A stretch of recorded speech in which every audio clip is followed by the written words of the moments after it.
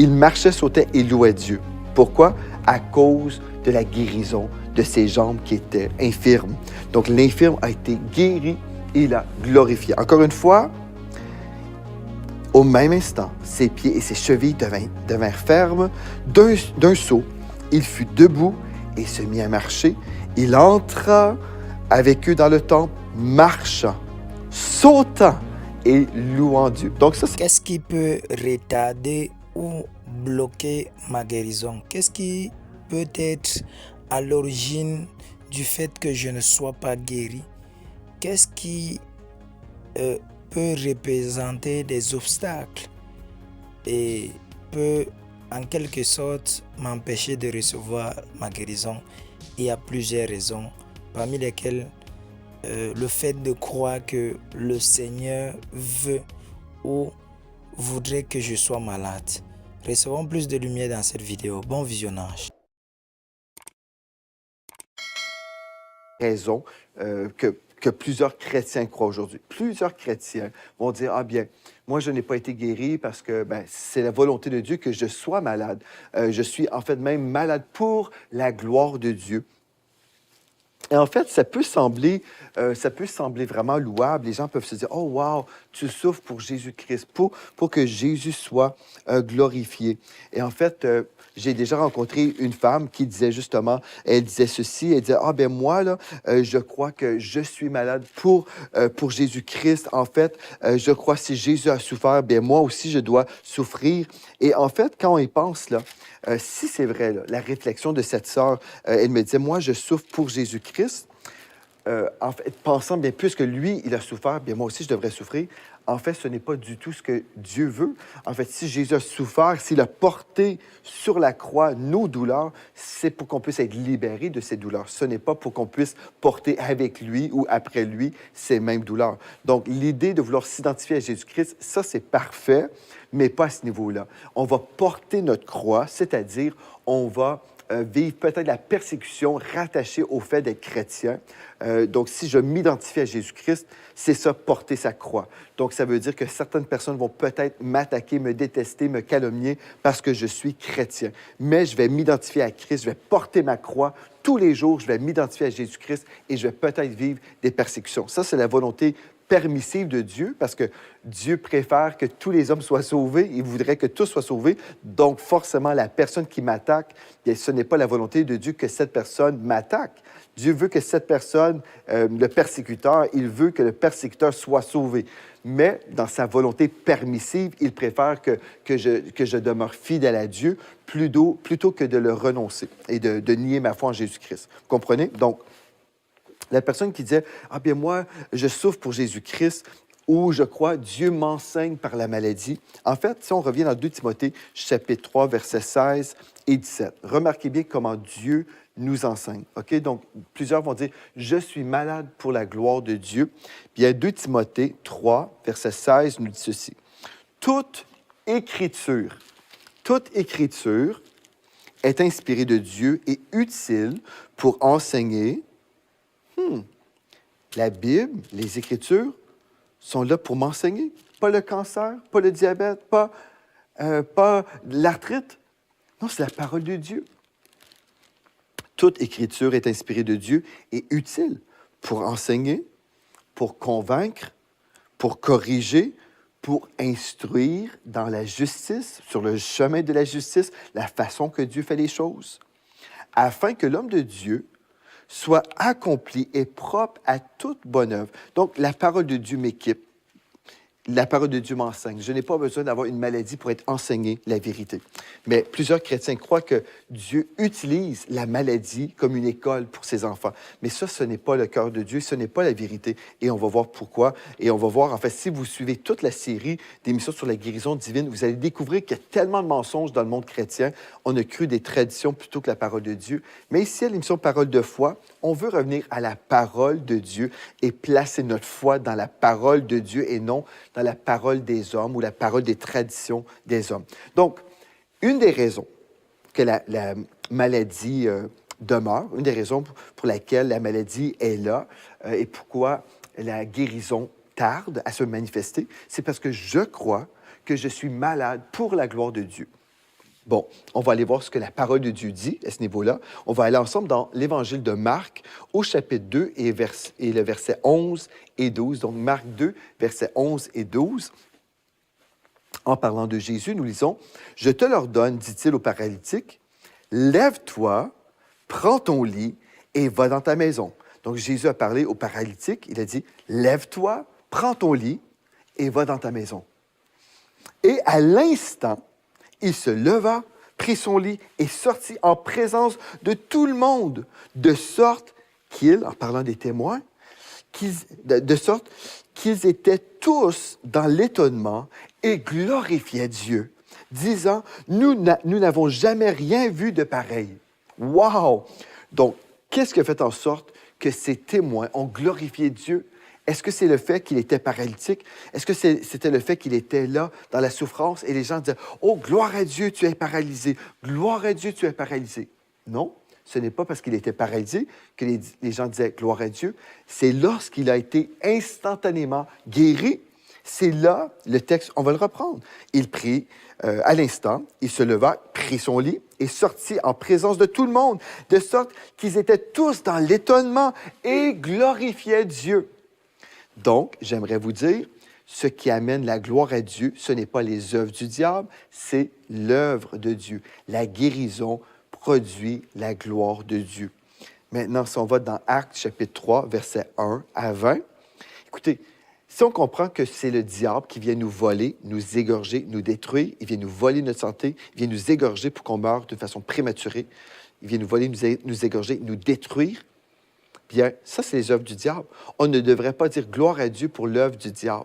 On devrait dire gloire à Dieu que malgré les œuvres du diable, il y a toujours une solution en Jésus-Christ. On devrait louer le Seigneur, pas pour les œuvres du diable, mais en toutes choses, peu importe ce que le diable fait contre nous, peu importe les attaques, peu importe les épreuves, je vais dire gloire à Dieu, malgré toutes ces choses-là, mais pas pour ces choses-là. Je ne dirai jamais merci Seigneur que Satan a essayé de faire ceci ou cela. Non, je ne dirai pas merci Seigneur pour les œuvres du diable, mais je vais dire merci Seigneur pour sa puissance dans le milieu de l'épreuve. Dans Acte 3 maintenant, versets 1 à 20.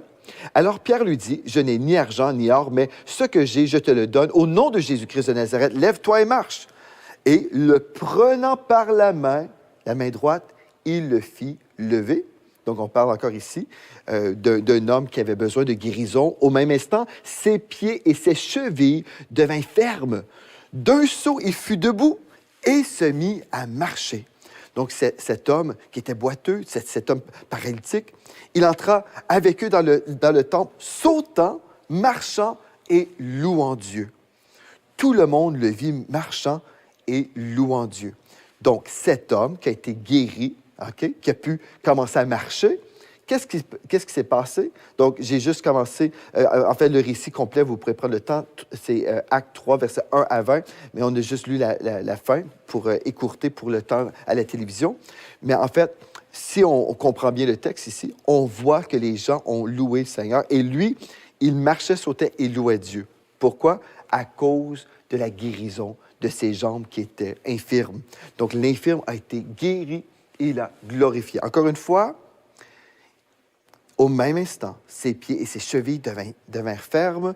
D'un saut, il fut debout et se mit à marcher.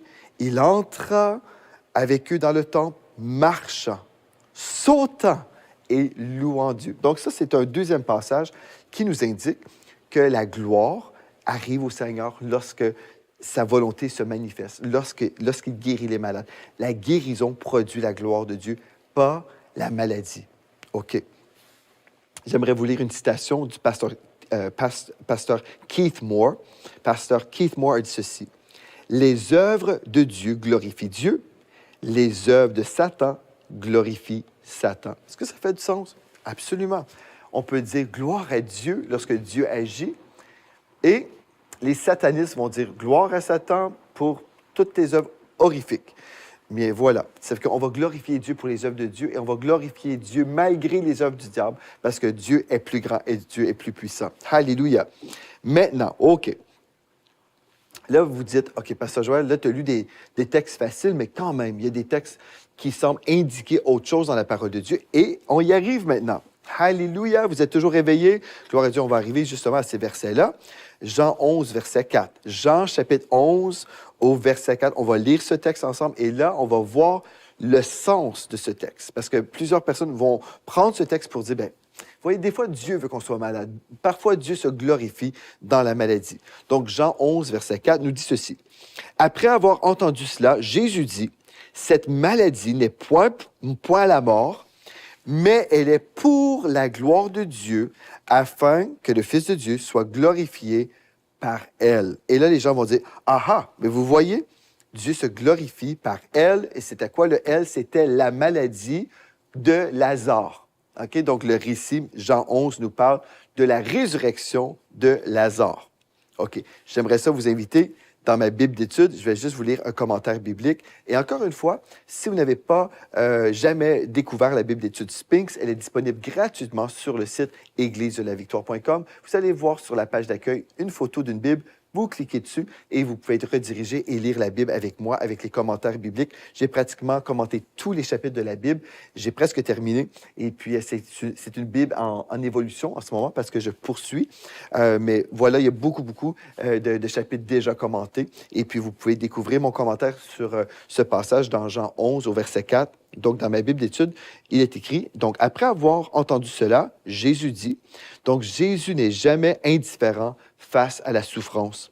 Cette maladie n'est point à la mort, mais dans la version Colombe, nous lisons, cette maladie n'est pas pour la mort. Donc, l'objectif de la maladie, ce n'était pas pour la mort, mais elle est pour la gloire de Dieu. Donc, le résultat final de cette maladie, précisément, la résurrection de Lazare, servirait à glorifier Dieu. Donc ça, c'est ce que j'ai rajouté dans les commentaires bibliques, afin que le Fils de Dieu soit glorifié par elle. Cette maladie, quoique venant du royaume de l'ennemi, la maladie ne vient pas de Dieu, la maladie vient du diable, mais cette maladie servirait néanmoins à glorifier Dieu. La maladie servirait à glorifier Dieu. Pourquoi donc? À glorifier Jésus-Christ, car Jésus révélerait sa puissance surnaturelle sur elle. Certains ont interprété à tort que le Seigneur envoie la maladie afin de se glorifier par elle. Une lecture honnête de ce texte révèle que Dieu se glorifie par la guérison de la maladie et non par la maladie elle-même. Continuons cette lecture et constatons la véracité de ce commentaire. Donc, vous pouvez certainement continuer dans l'étude biblique si vous souhaitez en allant, encore une fois, sur églisedelavictoire.com. Voilà. Maintenant, on a déjà souvent cité cette référence biblique, mais vous devez la connaître aussi. Jean 10, 10. Jean 10, 10 nous dit ceci. Le voleur ne vient que pour dérober, égorger et détruire. Moi, Jésus a dit, je suis venu afin que les brebis aient la vie et qu'elles soient dans l'abondance. Donc, le diable vient voler, égorger, détruire, mais Jésus est venu pour nous donner la vie et pour qu'on soit en plus dans cette dimension de vie abondante, dans l'abondance, dans la provision de Dieu, dans l'abondance de la guérison, de la santé, de la paix, de la joie, qu'on soit dans l'abondance à tous les niveaux. Donc, pas dans la mort, mais qu'on soit dans la vie manifestée à tous les niveaux.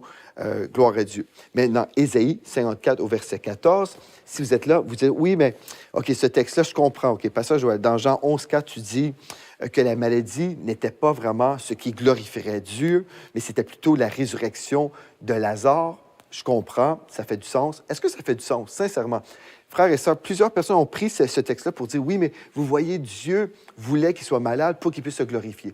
En fait, ce que Dieu voulait, c'est qu'à travers cette maladie, même si le diable est venu contre lui pour écourter ses jours, Dieu était pour renverser cette chose-là pour son bien. Vous savez, Romains 8, 28. Beaucoup de chrétiens citent constamment Romains 8, 28. Toute chose concourt au bien de ceux qui aiment Dieu.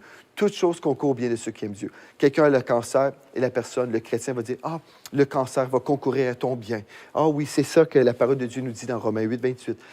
Voilà, tu as un accident de voiture, ça va concourir à ton bien. Non, en fait, frères et sœurs, ce n'est pas toutes les choses qui nous arrivent qui concourent à notre bien. Toute chose concourt au bien de ceux qui aiment Dieu, mais le contexte, Romains 8, 28, se retrouve dans un contexte. Et le contexte commence au verset 26, par exemple. On peut lire tout le chapitre, mais à partir du verset 26 et 27, le contexte nous parle de la prière d'intercession. Si je prie en esprit, OK, j'intercède en esprit, bien, toute chose concourt à mon bien, tout ce que le diable a voulu m'envoyer pour me détruire, bien, quand je prie en esprit, je prie en langue, bien, Dieu transforme le négatif en positif. Dieu transforme ce qui avait été conçu pour me détruire. Dieu transforme cette chose-là pour mon bien. Puis pareillement, avec l'histoire de Lazare, le diable voulait écourter ses jours, le tuer, mais dans tout ça, cette maladie, cette chose terrible, était pour servir à la gloire de Dieu. Comment? En le gardant dans la mort? En le gardant dans la souffrance? Non, c'est pas ça. C'est en le ressuscitant d'entre les morts. C'est ça qui a produit la gloire à Dieu. Personne ne disait « Oh, gloire à Dieu » parce que Lazare est mort. Personne ne disait « Oh, gloire à Dieu, Lazare est en train de mourir ». Personne ne dit « Gloire à Dieu » quand les gens sont en train de souffrir. Maintenant, Ésaïe 54, verset 14, nous confirme ce que je suis en train de vous dire ici. Là. Tu seras affermi par la justice. Bannis l'inquiétude, car tu n'as rien à craindre. Et la frayeur, car elle n'approchera pas de toi. Si l'on forme des complots,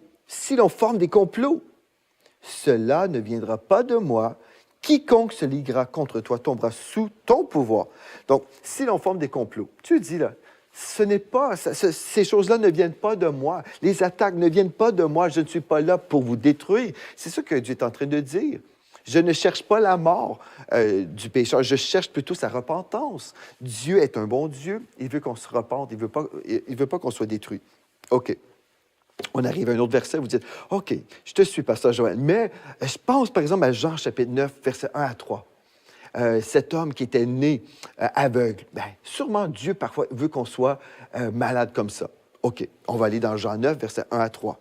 Jésus vit en passant un homme aveugle de naissance.